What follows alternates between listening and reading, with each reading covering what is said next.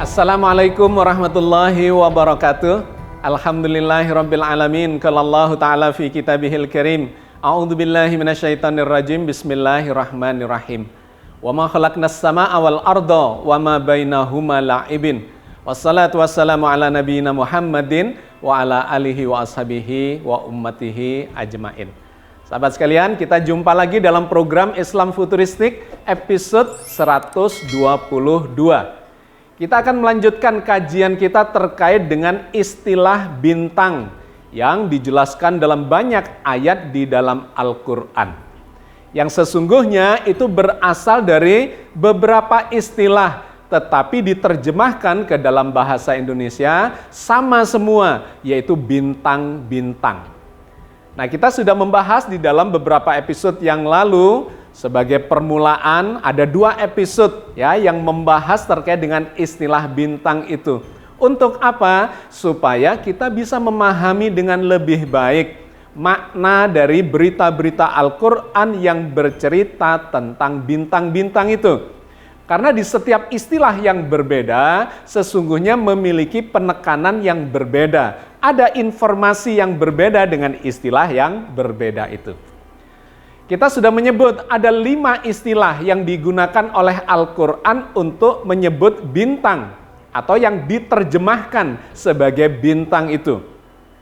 Yang pertama adalah istilah Al-Kaukab, yang kedua An-Najm, yang ketiga Al-Burj, yang keempat Al-Misbah, dan yang kelima adalah Al-Khunnas. Kita sudah membahas yang pertama itu terkait dengan Al-Kaukab. Bahwa Al-Kaukab itu menunjuk kepada bintang-bintang yang dekat. Itu mengarah kepada keberadaan benda-benda langit di sekitaran tata surya kita. Di antaranya adalah 8 planet yang kelihatan bersinar ketika diamati dari bumi. Ada Merkurius, Venus, Mars, Jupiter, Saturnus, Uranus, dan Neptunus. Selain itu, ada beberapa planet kerdil yang juga kita sudah bahas. Sebuah planet yang tidak lagi dianggap sebagai planet utama, mirip planet tetapi ukurannya lebih kecil. Kita sudah membahas tentang itu.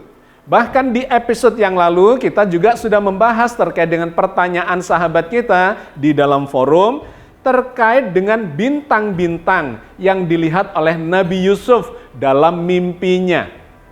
Di mana kita sudah membahas bahwa itu adalah simbol dari saudara-saudaranya Nabi Yusuf. Tetapi yang menarik, ternyata jumlah 11 bintang yang dilihat Nabi Yusuf itu ada kaitannya dengan kaukab atau kawakib jamaknya yang berada di dalam tata surya kita. Yaitu terkait dengan 8 planet yang ada di tata surya kita ditambah dengan 4 planet kerdil, sehingga jumlahnya adalah 12 yang menggambarkan 12 bersaudara dari Nabi Yusuf itu. Sehingga 11 yang dilihat itu memberikan simbolisasi kepada 11 saudara dari Nabi Yusuf itu. Nah, Allah berfirman terkait dengan itu menggunakan istilah kaukab.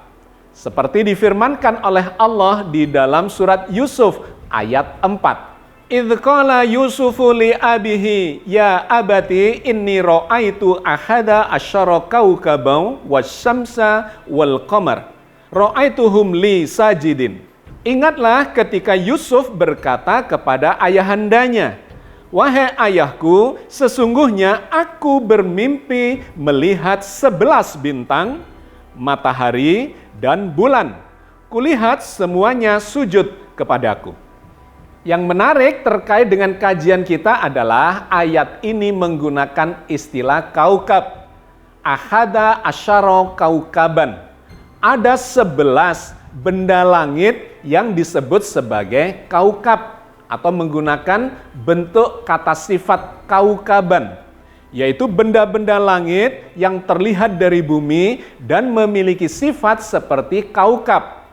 Maka kita sudah mengkajinya terkait dengan keberadaan bintang-bintang dekat atau planet-planet plus dengan planet-planet kerdil yang jumlahnya adalah 12 atau menjadi 11 selain dari Nabi Yusuf. Itulah simbol yang digambarkan oleh Al-Quran. Di satu sisi menyimbolkan saudara-saudaranya, tetapi di sisi lain yang menarik, ternyata terkait dengan istilah kaukab yang menunjukkan jumlahnya sama dengan realitas yang ada di tata surya kita. Nah, simbolisasi itu terlihat di ayat yang lain dari surat Yusuf, yaitu ayat 100. Ketika Nabi Yusuf mengatakan bahwa mimpinya melihat kawakib itu ternyata terbukti. Berikut ini ayatnya di dalam surat Yusuf ayat 100. Wa rafa'a abawaihi 'alal arsy wa kharru lahu sujjada wa qala ya abati hadza ta'wilu ru'yaya min qablu qad ja'alaha rabbi haqqan. Dan dia, Yusuf, menaikkan kedua ibu bapaknya ke atas singgasana dan mereka semuanya merendahkan diri seraya bersujud memberi penghormatan kepada Yusuf. Dan berkata Yusuf, wahai ayahku, inilah takbir mimpiku yang dahulu itu. Oke sahabat sekalian, ini sekedar menyambungkan dengan episode-episode yang lalu bahwa Al-Quran menggunakan istilah Al-Kaukab untuk menyebut benda langit yang bercahaya yang dalam pengertian umum atau istilah terjemahan bahasa Indonesia disebut sebagai bintang-bintang. Tetapi secara spesifik ternyata itu mengarah kepada bintang-bintang dekat, yaitu planet-planet dan benda-benda seperti planet yang ada di dalam tata surya kita. Itu adalah istilah yang pertama. Hari ini di dalam episode kali ini kita akan mencoba mengkaji istilah yang kedua, yaitu An-Najm, yang juga diterjemahkan sebagai bintang. Jamaknya adalah An-Nujum, bintang-bintang. Sangat menarik bahwa istilah An-Najm ini di dalam Al-Quran digunakan lebih banyak dibandingkan Al-Kaukab. Al-Kaukab dan jamaknya kawakib digunakan sebanyak 5 kali di dalam Al-Quran. Tetapi An-Najm dan An-Nujum digunakan sebanyak 13 kali. Apa makna dari kata An-Najm ini?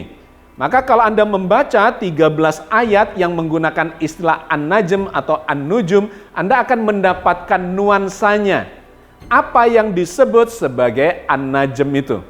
Mari kita lihat beberapa ayat di antaranya, tidak semua kita bahas, tetapi sebagiannya sudah bisa menggambarkan nuansa yang dimaksudkan dengan An-Najm dan diterjemahkan sebagai bintang itu.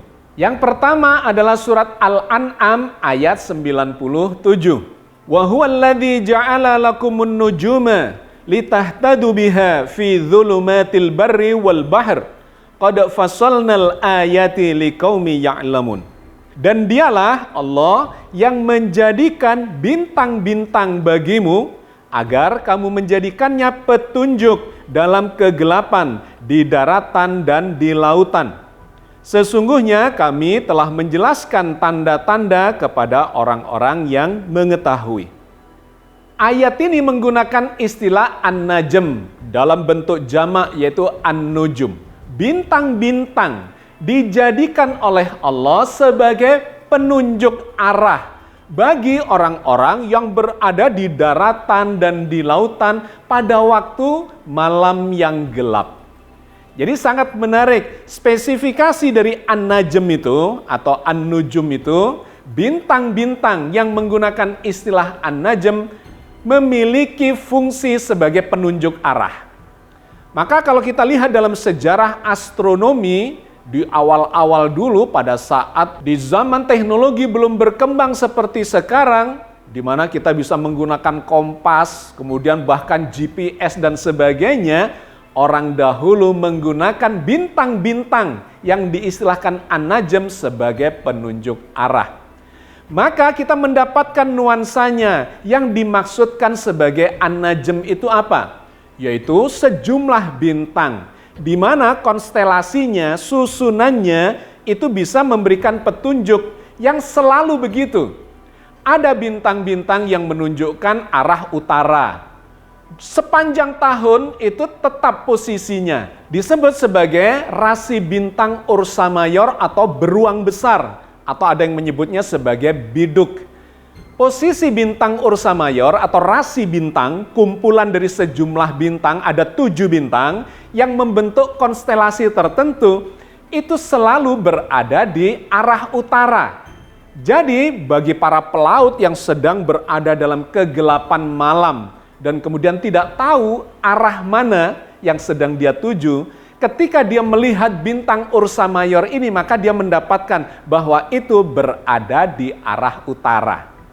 Itulah yang digambarkan oleh ayat ini, bahwa fungsi dari An-Nujum, konstelasi bintang, rasi bintang itu untuk menunjukkan arah mata angin. Satu, Ursa Mayor. Yang kedua adalah rasi bintang Orion, sejumlah bintang yang membentuk konstelasi tertentu dan menunjukkan bahwa dia berada di arah barat. Dengan mengetahui rasi Orion itu, maka meskipun kita berada di dalam kegelapan malam, tinggal melihat ke langit arah barat atau mengenali rasi Orion itu, maka kita tahu bahwa itu berada di arah barat. Yang ketiga adalah rasi bintang Scorpio atau kalajengking, menunjukkan arah timur atau tenggara.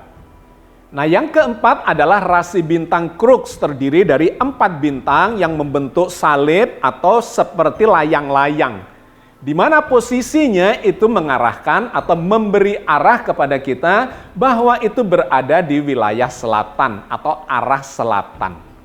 Nah, sahabat sekalian, kalau kita telusuri dalam astronomi, maka bintang-bintang yang disebut sebagai An-Najm ini berbeda dengan yang disebutkan sebagai Al-Kawakib. Al-Kawakib menunjuk kepada bintang-bintang dekat. Tetapi penggunaan istilah An-Najm ternyata dalam ayat ini menunjukkan kepada bintang-bintang yang jauh, yang posisinya tidak berubah sepanjang tahun, di mana itu menunjukkan arah timur, barat, utara, dan selatan. Maka sahabat sekalian, disinilah kita melihat perbedaan ketika Al-Quran menggunakan istilah Al-Kawakib atau kaukab selalu menunjuk kepada keluarga tata surya kita, bintang-bintang yang dekat. Tetapi ketika menggunakan istilah An-Najm, ternyata menunjuk kepada bintang yang jauh. Itu salah satunya.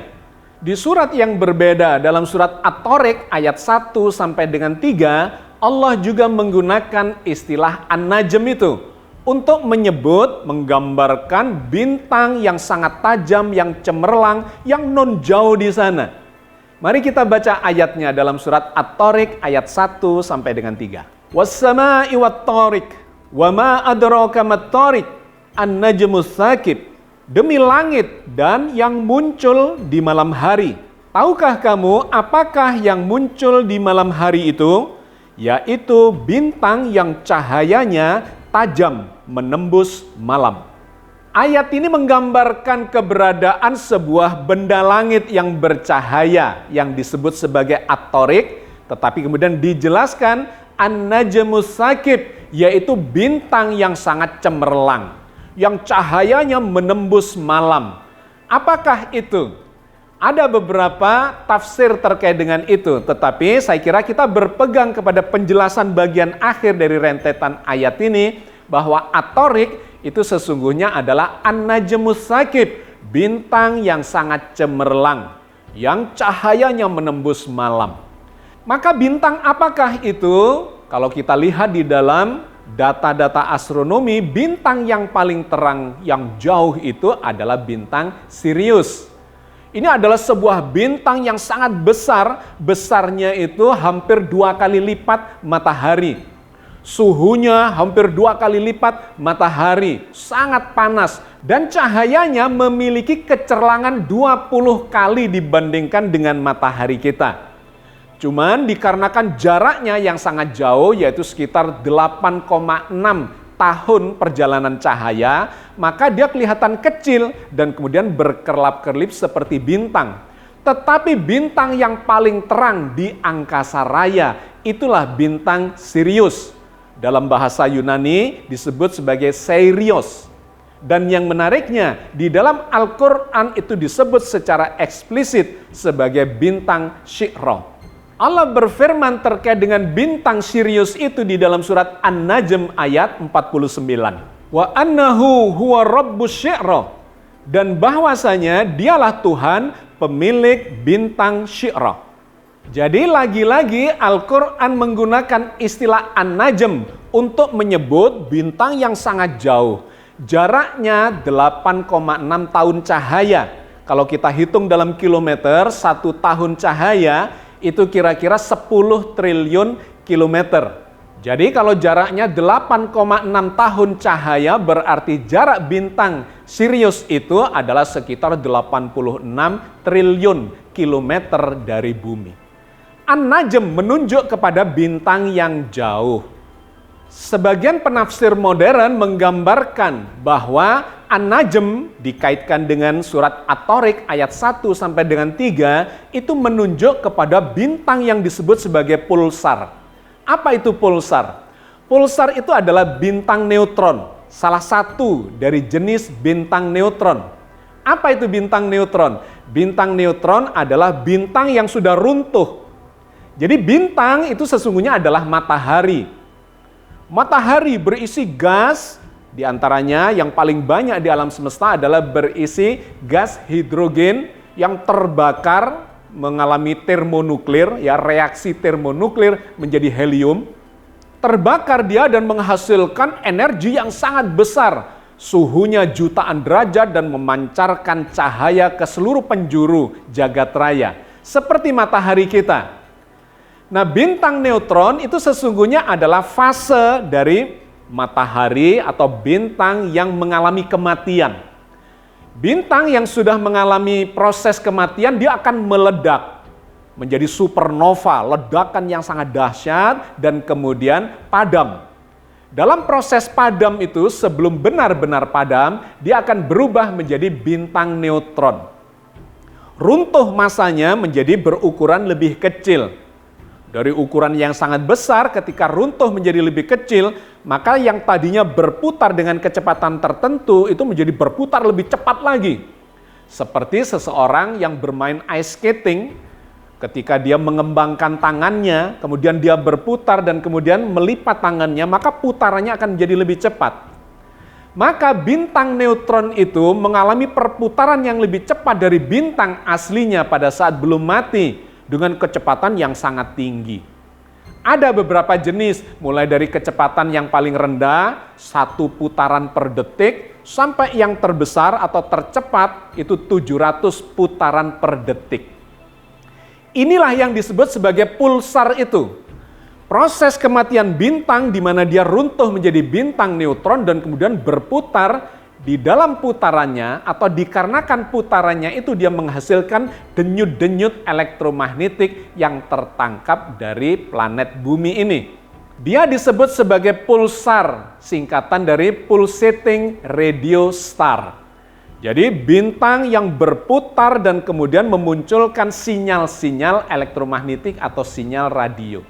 Nah sahabat sekalian, di antara penafsir itu ada yang menggambarkan At-Thariq itu adalah pulsar. Dikarenakan kata At-Thariq itu bermakna tamu yang datang di malam hari dan mengetuk-ngetuk pintu. Digambarkan denyutan pulsar itu memunculkan ketukan-ketukan yang tertangkap gelombangnya dari permukaan bumi. Tetapi saya sesungguhnya termasuk yang tidak sependapat dengan itu. Kenapa? Dikarenakan kata At-Thariq, was-sama'i wat-thariq, wa ma adraka mat-thariq, an-najmus tsaqib. Yang dimaksudkan dengan At-Thariq yang muncul di malam hari itu adalah an-najmus tsaqib, bintang yang cahayanya sangat tajam menembus malam. Itu lebih mengarah kepada bintang Sirius daripada bintang pulsar. Karena pulsar itu cahayanya justru redup, yang dipancarkan bukan cahaya, melainkan adalah sinyal-sinyal radio. Nah sahabat sekalian, yang menarik penggunaan istilah An-Najm ini di dalam 13 ayat, yang silahkan di browsing, di searching, di Quran digital Anda, ternyata tidak digunakan hanya untuk menggambarkan bintang-bintang yang jauh. Di ayat yang berbeda, misalnya dalam surat Tur ayat 49 berikut ini, Allah menggambarkan bintang-bintang yang dekat pun dengan menggunakan istilah An-Najm itu. Berikut ayatnya. Wa minal laili fasabbihu wa idbaron nujum. Dan bertasbihlah kepadanya di sebagian malam hari dan di waktu terbenamnya bintang-bintang di pagi hari. Kalau kita mencoba memahami ayat ini, maka ini berbeda dengan ayat-ayat yang tadi kita bahas sebelumnya yang menggambarkan An-Najm sebagai bintang-bintang yang jauh jaraknya triliunan kilometer dari permukaan bumi. Yang digambarkan dalam surat Tur ayat 49 ini mirip dengan kaukab atau al-kawakib, yaitu bintang-bintang dekat yang terbit di pagi hari, tenggelam di malam hari. Atau sebaliknya, terbit di malam hari, tenggelam di pagi hari. Bintang apa yang terbit dan tenggelam secara berkala setiap hari itu bukan bintang yang jauh, melainkan bintang yang dekat. Dikarenakan berada di dalam sistem tata surya yang sama, di dalam orbit-orbit yang berdekatan dengan bumi, maka dia akan terlihat terbit dan tenggelam setiap hari secara bergeser-geser. Kadang pagi hari terbit, tenggelam malam hari, kadang terbit di malam hari dan tenggelam di pagi hari. Nah, ini menunjuk kepada benda-benda langit, bintang-bintang dekat dalam keluarga tata surya kita. Sahabat sekalian, kita cukupkan dulu kajian kita terkait dengan istilah bintang di dalam Al-Quran. Kita sudah mendapatkan benang merahnya, bahwa penggunaan kata An-Najm ternyata digunakan secara umum oleh Al-Quran terhadap benda-benda langit yang diterjemahkan sebagai bintang, baik itu bintang jauh maupun bintang yang dekat yang ada di dalam tata surya kita. Mudah-mudahan Allah senantiasa membimbing kita untuk memahami informasi dari dalam Al-Quran yang memberikan gambaran kefahaman kepada kita terkait dengan petunjuk-petunjuk Al-Quran. Mudah-mudahan ini menjadi bagian dari proses keimanan kita untuk memahami betapa Al-Quran adalah informasi yang membimbing kita di dalam peradaban duniawi dan kemudian meningkatkan keimanan kita dalam kehidupan ukhrawi. Billahi taufiq wal hidayah. Assalamualaikum warahmatullahi wabarakatuh.